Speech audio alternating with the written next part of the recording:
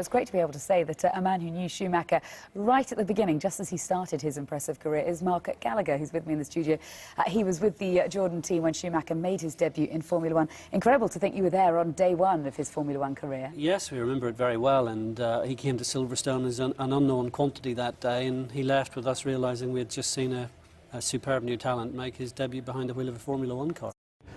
What has been the most successful start ever for any driver in Formula One history, and he's got a couple of Grand Prix victories tucked under his belt as well. So I think Lewis Hamilton's proven already that he is well capable of sustaining any of the pressure. In fact, I think he's enjoying the adulation, and I think he's really looking forward to racing his McLaren in front of the home crowd here at Silverstone on Sunday.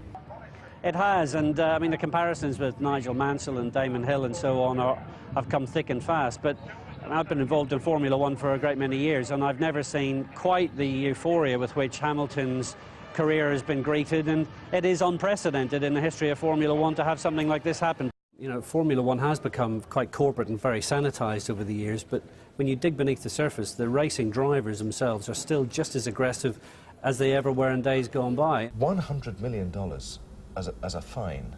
That's an unbelievable amount of money. It's a staggering sum of money, and it's a penalty which has shaken the foundations of the sport. It's totally unprecedented, and it really raises lots of questions. What is actually going to be revealed when the World Motorsport Council unveils the reasoning behind this later on today? We are very excited, aren't we, about what might happen in the early hours of the morning our time.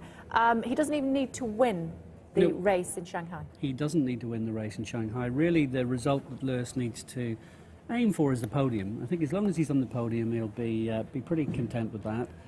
He's got himself into such a nice position that all the hard work has to be done by his rivals. With me now, former Jordan and Red Bull Formula One commercial director, that's Mark Gallagher. Mark, is it over?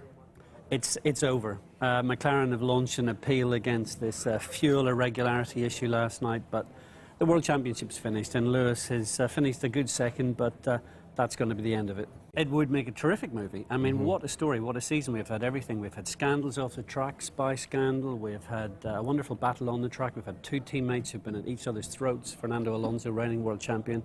One thing you can be sure of is that the McLaren team give 100%. He's going to earn a lot of money, as Michael Schumacher did. Michael Schumacher